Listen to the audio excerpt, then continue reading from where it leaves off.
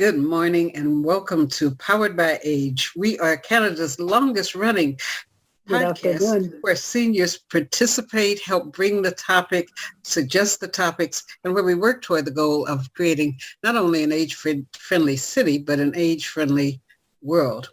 I'm Charlotte Farrell, the host, and what we usually do at the beginning is have the people that are on at the start introduce themselves. Today, we're going to be doing two really interesting activities that are follow-ups from previous discussions. I gave in writing a writing prompt, and we'll see what people responded to the prompt. If nobody wrote their prompt, their story or poem ahead of time, we'll have a little bit of music and time where people will do that. And then we have an activity where we're going to make a crest and talk a little bit about the significance of crest in our culture. So without further ado, I will let Jesse introduce himself. Hi, everyone. I'm Jesse Wensloff. I'm a Public Affairs and Talk Coordinator at CJSF 90.1 FM radio in Burnaby, and also the sort of technical producer, show helper here with the podcast. Okay, Leslie. Sorry, I had to unmute myself. Yeah, I'm Leslie Hebert from New Westminster. I am a writer and a teacher of English as a second language, and I'm currently working on a memoir of a trip to Japan. I'm also very proud to announce that I just had a short story accepted, for which I'm going to get paid cash money. Wow, yay. Good job.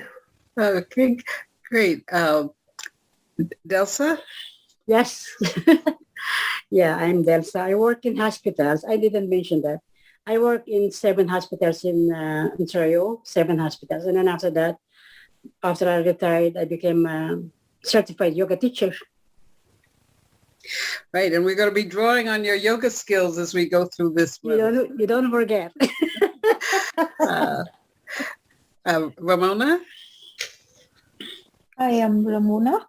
I'm a newcomer to Canada and Vancouver, and I am a retired history French professor, Mumbai University. Written a few textbooks and workbooks in history and French, and trying to write a memoir in the form of small vignettes of a few of my relations, and hopefully share one of them with you today. Thank you. Okay, thank you. Profula? Hi, everyone. I'm from Milton, Ontario, and I just recently joined this group, and I'm really excited to meet everyone. I am also a retired special education teacher and have been retired for the last 4 years. And I discovered that I really enjoy writing fiction, and I'm at present working on a cozy murder mystery, and I've achieved 40,000 words. But I still have a long way to go because, thank you. I have a long way to go because I'm doing my second draft, and it's very hard. It's very, very difficult.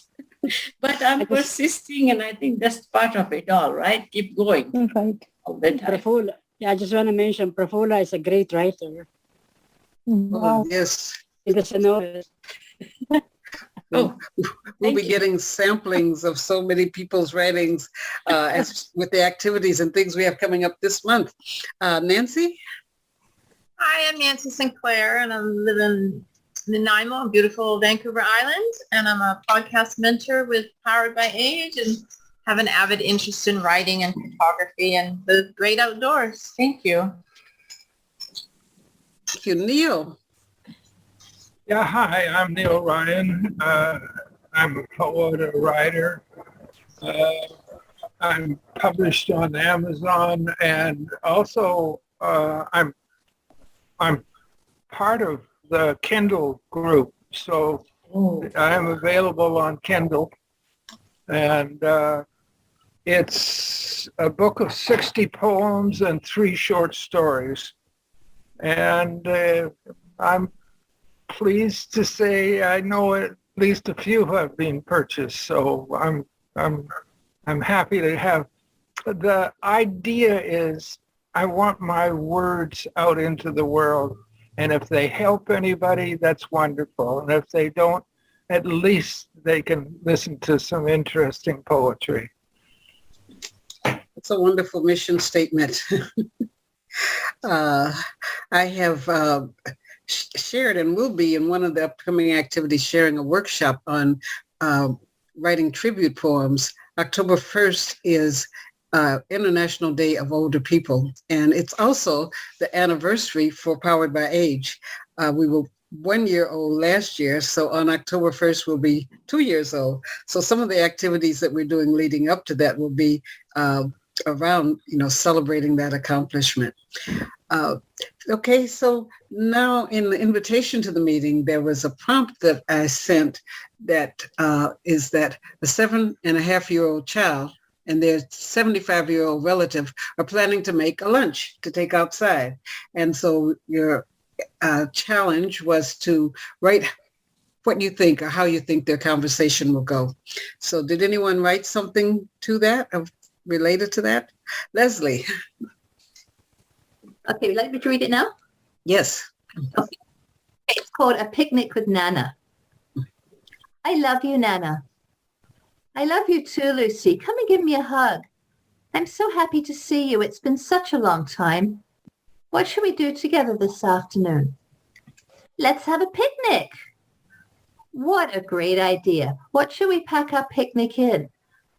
I've got an Easter basket. Here it is. I can make peanut butter sandwiches and we can take chocolate chip cookies and bananas. That sounds delicious. And what will we have to drink? There are boxes of apple juice in the cupboard. Oh, apple juice, my favorite. And you know what else we need? A tablecloth to spread our feast out on. Here's my dolly's blanket. I'll fold it and lay it right on top of the basket. Lucy picks up the full picnic basket, opens the back door, and carries it out to the back lawn. She sits under the cherry tree and chats happily to her grandmother as she spreads the blanket on the grass. Inside the house, a newspaper lays on the kitchen table, open to the obituaries page. Lucy's mother wipes away a tear as she looks through the kitchen window. Then, as she watches her daughter happily eating her picnic alone in the garden, she is surprised by a moment of sudden delight. Wow, what a surprise ending. Oh my goodness. Oh, beautiful. That was fascinating, the way that you had the dialogue as well as narrative form. And who would ever guess? Other comments? I love the picnic idea. I think that was beautiful, Love the way they laid everything out and got ready for the picnic. Yeah, I remembered when my son was in preschool. He used to love playing picnic, and we would use a sheet of wrapping paper as a tablecloth. And we didn't have any cups or saucers. It was all pretend. Kind of a fun, happy time that I remembered. Yeah. It's sort of based on that a little bit. Well, this girl is supposed to be a little bit older. She's 7. Well, thank you for sharing. It was delightful. I love the dialogue because I was just picturing them along, and then to the end that this was imaginary. She was with a grandmother that had passed, but it was just quite a surprise, but a lovely story. Does someone else want to share theirs? Well, I dragged out a poem that I started a couple of weeks or maybe a month ago, and I finished it. And if that would be appropriate, it's a little short poem. Okay.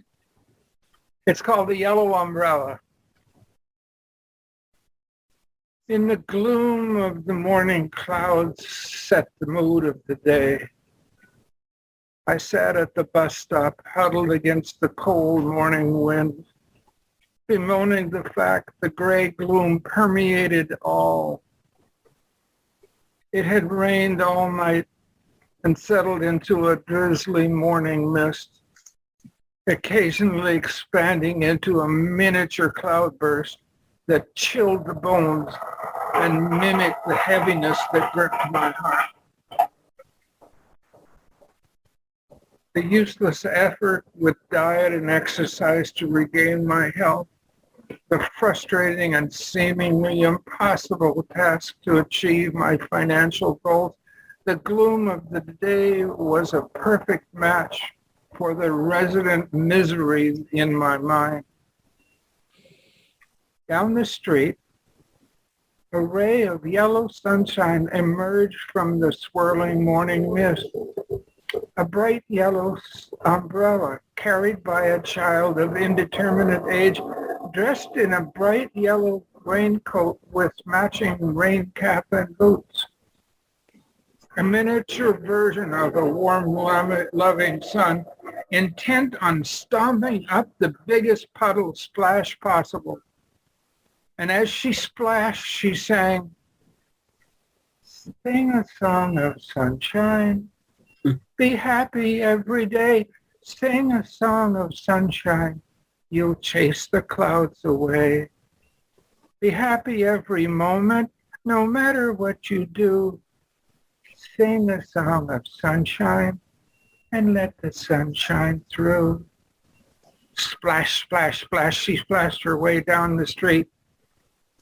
And as the yellow umbrella disappeared into the morning rain, I swear to you, I saw a beam of sunshine splashing down the street behind her. Wow. Lovely descriptive writing. I love that. Wonderful. So, Neall is not only a poet, but a singer also. Oh, yes, we learned he can sing this morning. Oh my God. I just love that vision. Yellow. Yellow is my favorite color also. Yeah, So he had this yellow, umbrella. Yeah. And that was such a contrast to the gloom in the atmosphere and in his mind. And then that song. Now I'm never going to forget it. Wonderful. Lovely. I actually saw yellow around me. It reminds me of like a lemon yellow. Is that the color of yellow you were describing, Neall?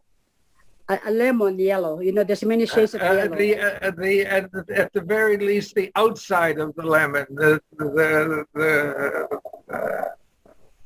I just have it in my mind that there's this bright yellow umbrella, and when I introduced her, it is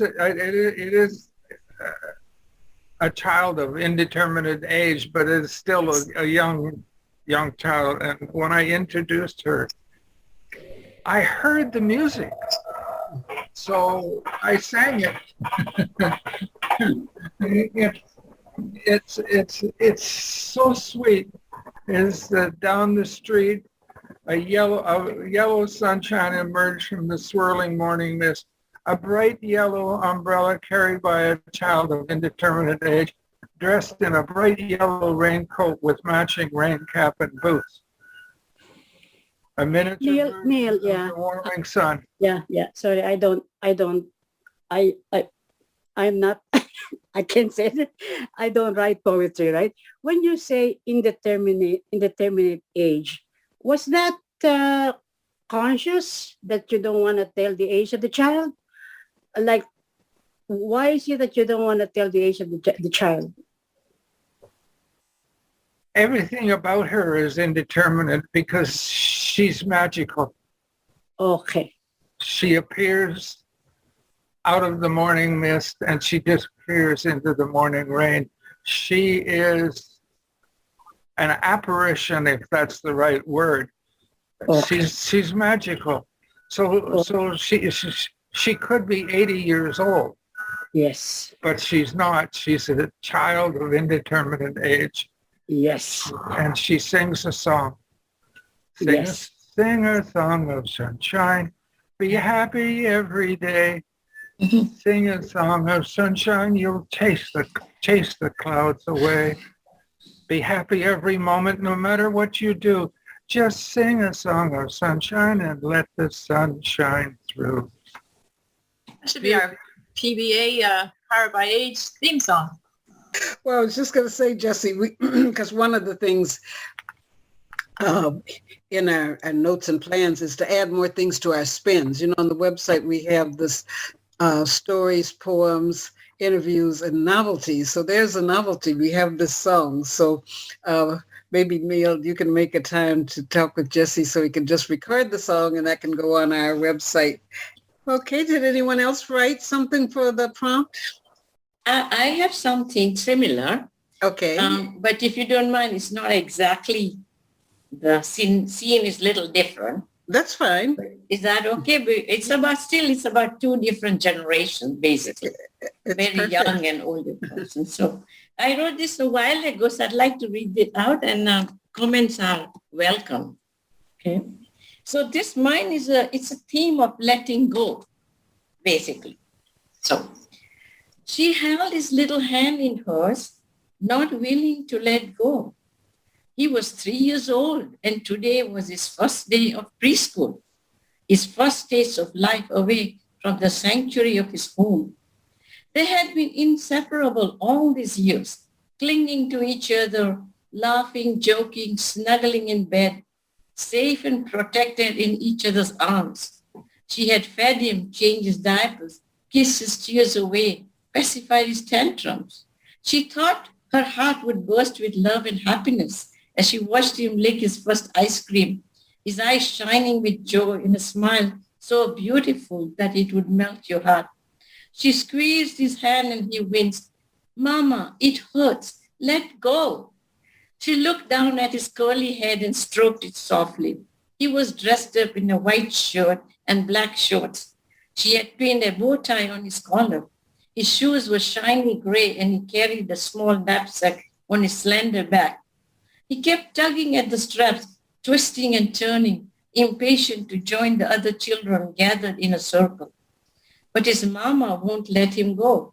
His excitement mounted at the sight of little boys and girls laughing, especially a little girl in the pink dress. He struggled hard to free himself from a strong hold. One violent jerk and he was free. He ran to join the circle without looking back, without saying goodbye.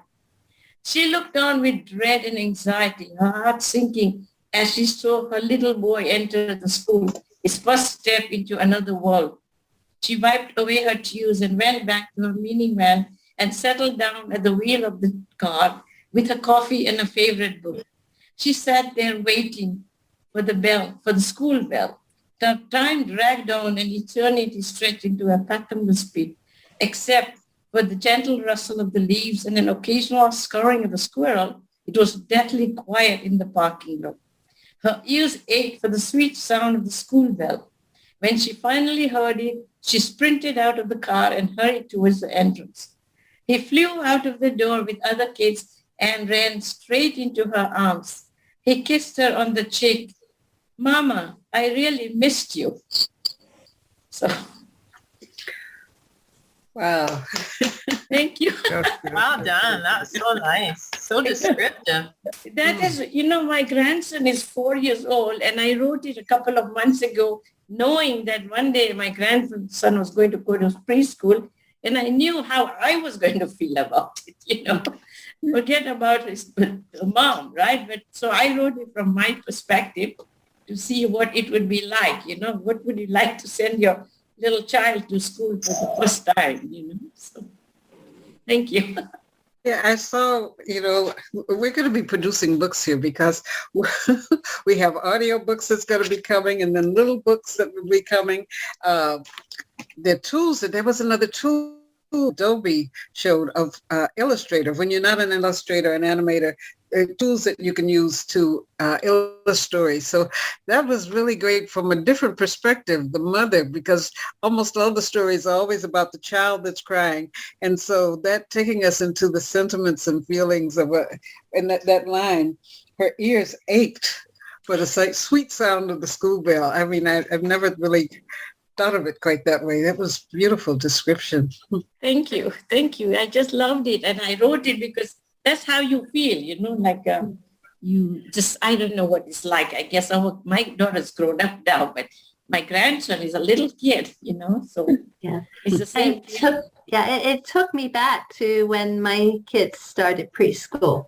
Yeah. There's a lot of memories there. Yeah. A lot of those feelings that I think that all mums can identify with. So. And really beautifully written too, Profula. Oh, thank you. Thank you. Anyone else write something? Well, can I share? Sure. Unless you want to go first, Charlotte? No, go ahead. Okay, so like I told you, this is part of that memoir, which I'm kind of writing in the form of like few vignettes. And so this is about my grandmother, Mai. I'll put it in the chat how we spell it. So today I'd like to share with you memories of my grandmother, whom we call Mai, meaning mother in Konkani. And she must have been in her 70s when I was around 7. She lived in Goa, a tiny state on India's western coast. The Portuguese, who ruled the land for 450 years, influenced the local cuisine, bringing in potatoes, tomatoes, cashews, and spices. They also introduced pork, beef, bread, and vinegar. Mai was a tall, strong lady clad in a sari with a long sleeve blouse.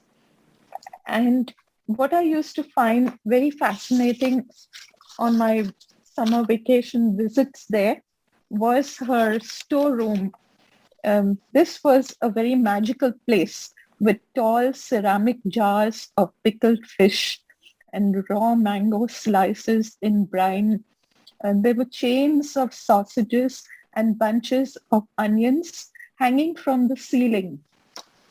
Mai used to cook in clay pots on a wood fire using a barn, that is a grinding stone, which was like a big stone bowl, and there was a cylindrical stone in the center, which she would be rotating it with a circular motion to grind the spices. And she also used brass utensils for cooking desserts. Mai was an excellent cook. Her kitchen was redolent with aromas of spicy dishes like shark amot teak. Amot means sour and teak is spicy or pungent. And pork vindaloo, this was a red hot gravy with chilies, garlic, and vinegar with pork meat. I especially remember making prawn balchao, that is Goan shrimp pickle, with Mai. She taught me how to clean the prawns, to remove the shells, and to devein them. And while I applied salt and kept them aside, Mai ground the spices, dry red chilies, garlic, ginger, cumin, peppers, cloves, cinnamon, turmeric, and tamarind in a cup of Goan toddy vinegar. The Goan vinegar is made from toddy, that is the sap of the coconut tree, which is fermented. She then fried the onions, spices, and prawns till they were cooked.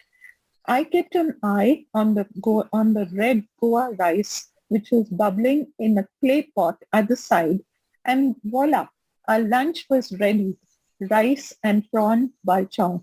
I would like to leave you with one of my favorite proverbs or sayings in company, but I'm translating it for you. And she used to say, if you have love in your heart, you can live on the leaf of a tamarind tree. Thank you. Lovely. Great. Thank you. That was lovely. Beautiful. Yeah, and I actually have no memories of my grandmothers. My father's mother died before I was born, and my mother's mother passed away when I was about 3. So I I missed a lot of those grandmotherly experiences. So thank you for sharing that. Thank you. I remember those, they're called milestones, right? The two heavy stones. Right, the two stones and you grind the flour. rotate, yeah. It almost looks like a very large, super large mortar and pestle. Yes. Pestle, but you don't pound it, you kind of revolve it. You must have seen that. You rotate it. For sure. Two milestones. Rotating. Yeah. Two granite milestones that you. Yeah. That's the best way to make flour, right? I thought when you said you're going to share with us that you were going to say, and now Skip the Dishes is bringing you a sample of that dish. Yeah. Right. Okay. I wish we could do that someday. That would be great. Yes, well, we're moving toward the day, both the radio station, our 411 center, all the centers actually, it's a crest of emotions because people were getting excited that towards September 1st, we'd open the doors, people would be able to come in, have a cooking group, a reading group, etc. But now there are limitations on how many people can be in the building. Like we're working toward having an event on the 23rd of September, 24th of September, which is the launch day for Canada Culture Days, but I can only have 15 people. So from each thing, people have got to, while we're excited, there's someone who wants to bake bread for one of our Zoom meetings, but we have to have all of these things within our head of how can we keep the distancing, keep safe, make other people feel comfortable. But we are working toward that. The 24th of September, I'm offering, you'll be seeing on our website, and it's on the Canada Culture Days, the BC Culture Days website. We're doing a tribute poetry workshop, and it'll be at 1 o'clock. But that 23rd is a Friday. But the reason we're having something on the Friday, I'm sorry, I keep saying the 23rd. 23rd is Thursday. 24th is Friday. 24th is the national launch date of Canada Culture Days. And the idea is creativity. And so in the past, everybody came to a site, to a place to do something. We will be able to have the first 15 people that register will be able to be physically at the site, but we also will be doing things Zoom.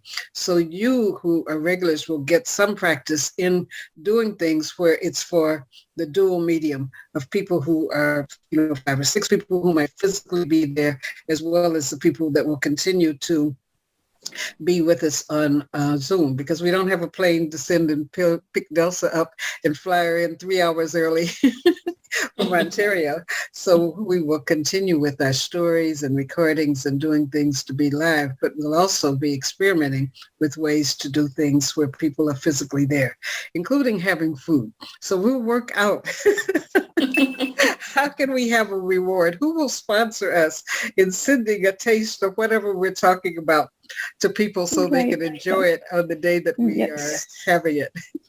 Mm-hmm. Maybe that recipe, if you want to share it, you can have it as something I could send out when we're sending a meeting reminder. Sure, I'll put it in the chat. Okay. Okay. So I think rather than stopping for someone else to write a story, if there's some, is there any, Nancy, did you write something to the prompt?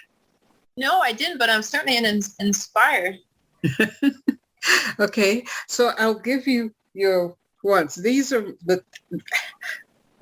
we stopped using paper plates, and so the very last paper plate that I was keeping for an art activity is gone. So this is a recycled cover. I don't throw away the covers from when we do get something skipped in. And so this is my paper plate. But I thought it was also nice because when you make a crest, it's sometimes something when you finish, you say, oh, that's pretty nice. And you want to hang it somewhere. And it's kind of hard to hang the paper plate. So the things I have assembled, dimes are almost extinct. I have a bunch of them because nobody wants to get a dime. And then when you do have a dime in the corner of something, you're fiddling around. So part of my crest is going to be these dimes. I have some earrings. Someone gave me earrings, and they have this this kind of backing, but I don't know whether, I won't say that my fingers were fiddly in advanced stage, but I couldn't get the thing to go on the back. I kept dropping this little part. So I'm going to use this little part to put onto my my crest. And what else do I have? I have yarn. Yarn is always a great thing that you can use in a crest. And I have something else someone gave me, and I'm going to put it on because it's nice. It's a heart with an energy, the energy thing that's always around the atom. And I don't wear it. So if it's on my crest, then I can see it all the time, because when I finish with my crest, I plan to hang it on one of these walls somewhere. So does anyone else want to show any of the things that you have at hand for making your crest? Not quite sure what I'm going to do with them yet. I've got a poppy, which is going to double as an English rose. So that's where I'm going to start. Yeah, I don't know what else. I've got a bunch of ribbons and some tape, and I'm just raking through. This is actually a bag of recycled gift wrap stuff. So yeah, there might be something in there. That's like someone made something that in my bedroom on the other wall. She makes greeting cards from gift wrap. And they're fascinating because the way that she's folded them or whatever, every card is unique, made from just recycling gift wrap. Okay, Maestro, DJ Jesse, give us some crest making music. When we think about crest, before we begin, is there any kind of, what are we supposed to think about with a crest? Is it for ourselves, or is it for our family, or where does it come from, do you think? Well, crest, historically, people of many lands have something that is a representation for them. Sometimes it is for the family. We go down and there's a crest that represents a particular clan or a particular family, and everybody has it. It's and then there are crests that people make just for themselves. It's kind of like an affirmation. What you put on the crest is just a statement. It's locking in a feeling that you want to have about yourself or about a thing. So crest is really just a representation that you have gone beyond talking about, but it's fixed in a place where you can look at it. And when people see it, there might be how they sometimes get passed down through family. People might have chiseled and set it and then cast it in wax. There's some crests that are made in wax so that it can be passed down through families. And Prafula, tell it, you're shaking your head. You have some other comments about crest? Yeah, you just reminded me, because now I realize, we see crest as like some sort of a message that is sent out to everyone. And colleges and, institutions, they have their own crest. Some of them are in Latin. And when you were talking about it, I just suddenly realized that it could be a self-motivational crest for yourself. And you could, create the pattern or a design that you like best. And then you could have 4 sections to it. And then you could start with where you were and where you want to go to. And you could put some symbols or things like that to symbols that are going to motivate you or, make you get to that level as well. So to me, you just reminded me of a couple of ones that I, remember from the past. So that's why. Yes. That's great. I've done crest making with different groups, and for children, sometimes they've made one that was for peace. And then the one that most often people make is something that's representing how they feel that day, a way that they want to feel about themselves. And so you can just take yours and you can see what the muse brings forward with the music. Okay. Okay, the piece of music I'm going to play, it's feeling pretty fall-ish outside, so I'm going to play Allegretto Autunnale by D. Yan Key. That'll be great for the weekend. You could make more because they've said we're going to have rain for the weekend. So crest making is a wonderful rainy day activity.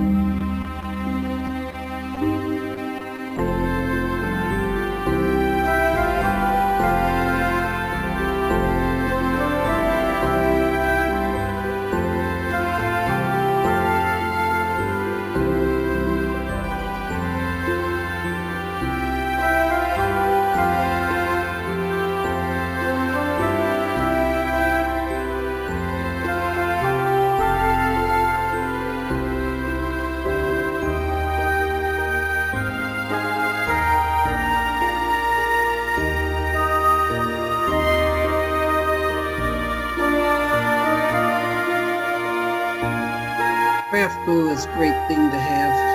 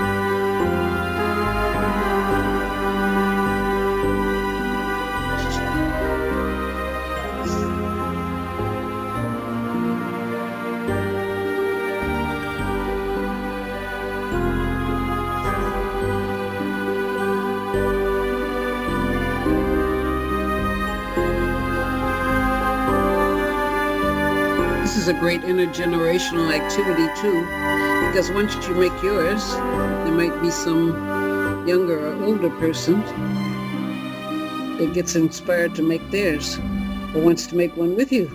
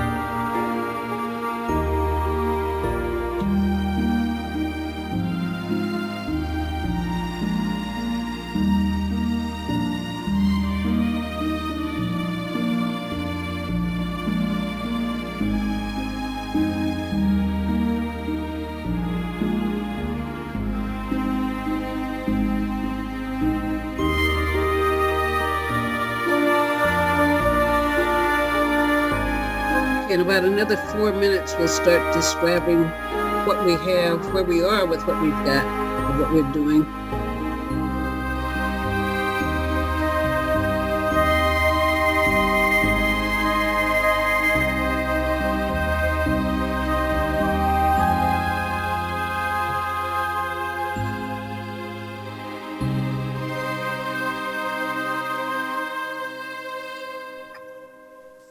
You know what I did with that, Jesse?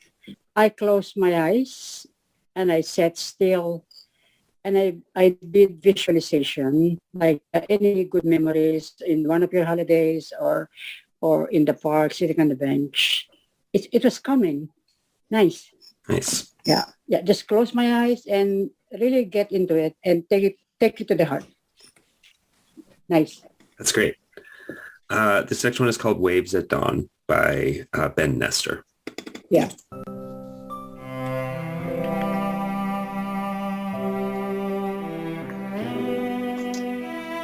Let's do that. Just close your eyes. Just close your eyes and listen to the sound of Jesse's music. Breathe through the nose and out the nose. Sit still. Try not to move. And just be in the present moment.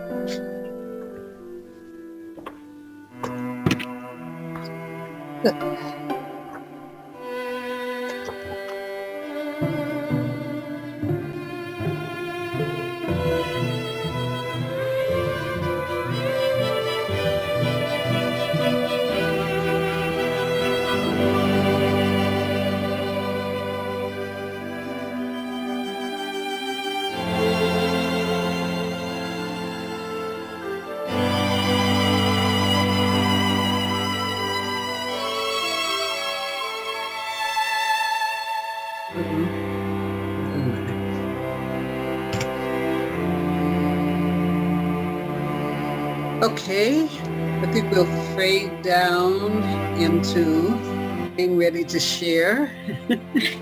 Thank you for that meditation as well. That was really, how does everybody feel? Relaxed. Thank you. Very relaxing. Creative. Okay, who'd like to, Leslie? I'm not quite ready yet, Charlotte. I'm still playing. I can go if you'd like. I've got one. I sort of did this with the materials that were present at my desk because I did not prepare accordingly. So bear with me. But I've got, oh no, it's already falling apart. I didn't have anything either. Let's see what I can do here. Well, the basis of it is, let's see, he's got a CD backwards, which is full of reflection and all sorts of different colors and stuff. And I felt that reflection and self-reflection is really important to me. So that needed to be there. Pinned under my thumb, so difficult to see. I've got a headphone adapter.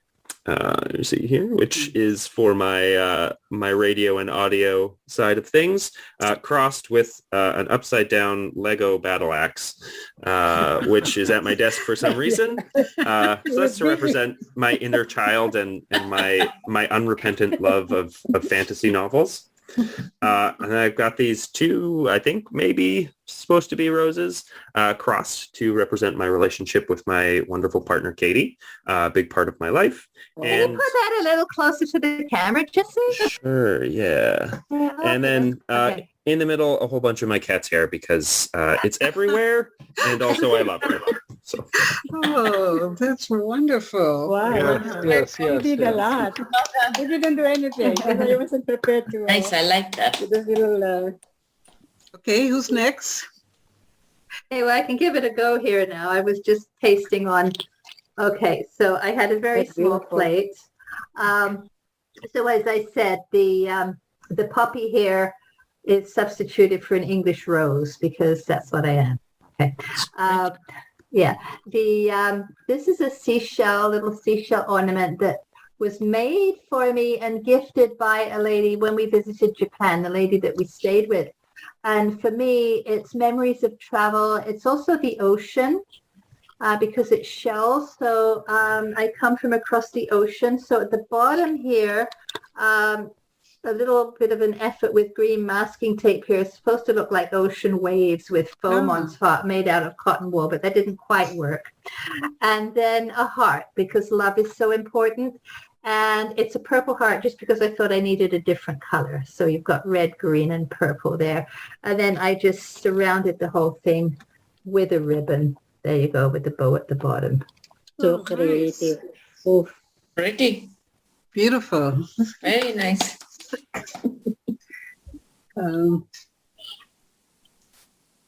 Petula? Oh, okay. So anyway, I created something because I just remembered and I didn't have too many things. So I had to do a little bit of writing. I don't know if you can see it very clearly. I'll do it this Yeah. way. Oh, it says dream. Right. And then it says, I know if you can read it. Success.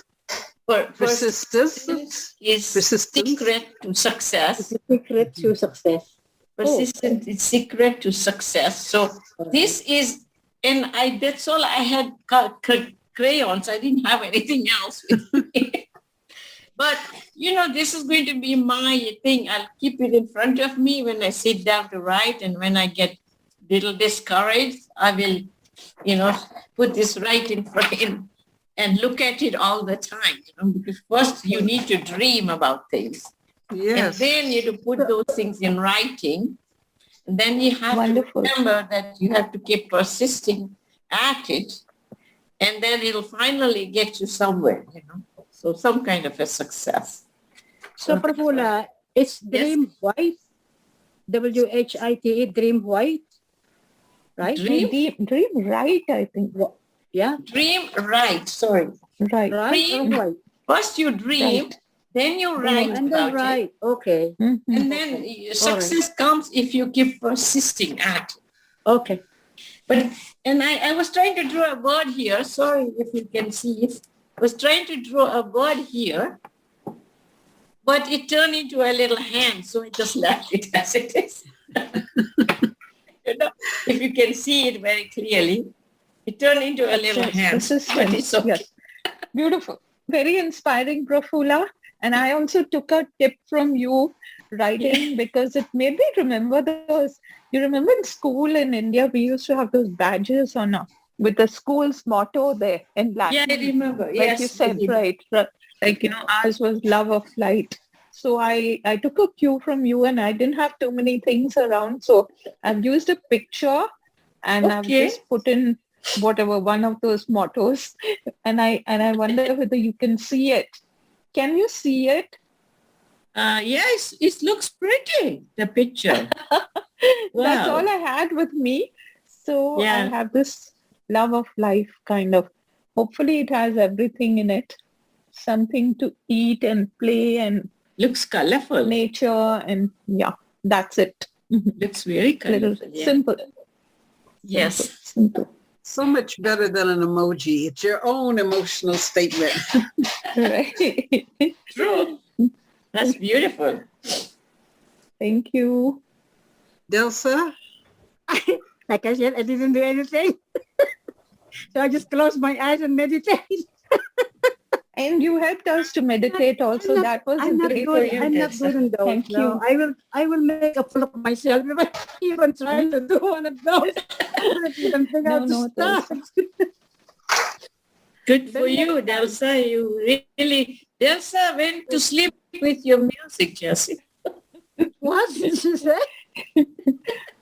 I said, Jessie, your music was so wonderful that Delsa just went to sleep. Yes, I did my own thing. While you guys were so busy, I was sleeping. You made a mental crest. Next time, I owe you guys. Next time, I will think about. Probably gonna take me hours and hours to do what Leslie did. I ran out of time. I was still playing with the heart when Charlotte called time. So. Yeah. Oh God. Nancy? Well, it's funny because I've never considered a family craft before. So I'm in my head always to start with. So I actually just went online and started Googling about crests and what elements and what you do. Wow. I made notes. Oh, wow. Very good. But I notes we couldn't read. That first piece of music was like so inspiring. So it was. So it's an interesting project. So I'm excited but I have to think it through in my head first. Yeah. And then now I'll put on some nice music again and some incense and do a little meditation and get all my stuff out and get the lighting. But I searched things that said, like, for example, a dog means courage, diligence, and loyalty. Dolphins, swiftness, diligence, salvation, charity, and love. And some different colors. White is for peace and serenity or sincerity. Blue is for truth and loyalty. And then you put a family motto in, your family beliefs and values. And angels represent dignity, and acorns represent strength, and lions represent nobility and strength. So, yeah, I need more than a couple of minutes. Yeah, well, there's a lot to heraldry and a lot of symbolism in those crests, right? Right. But when I think about a crest, I think about it as something, coming back from our cultures, right? I think of it as something that belongs to the upper class, the landed gentry, people with a family history that was written down, right? Mm-hmm. It's not something that I think of as belonging to, humble old me and my background. So it was a bit of a mind tease for me to actually think about applying a crest to myself. It's like, I don't deserve a crest.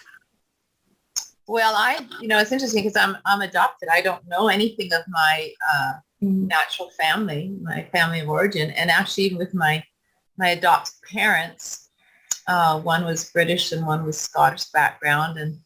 And so even at that, I have very limited information. So and so when I was Googling, when I was doing my research, where you guys were being all creative, it spoke about,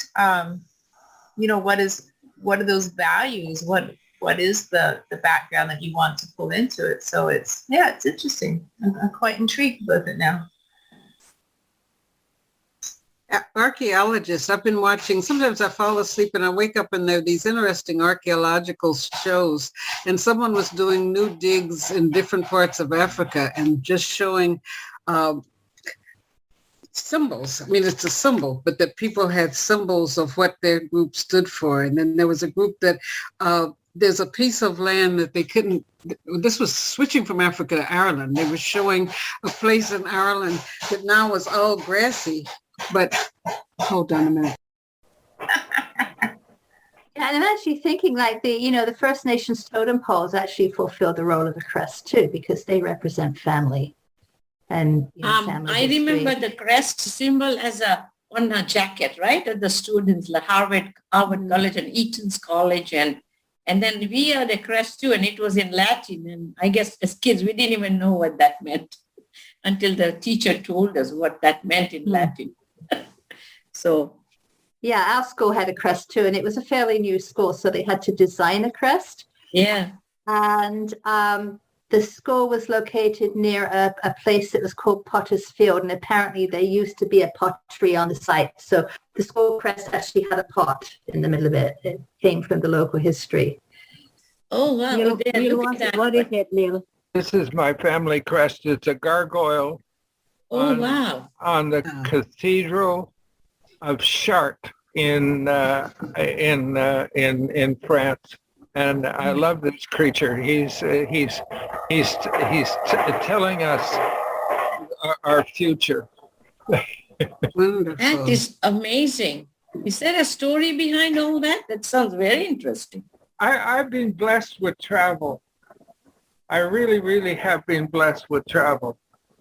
My motto is from the beaches of South Island, New Zealand, to the beaches of Iceland, and Wow. a thousand places in between.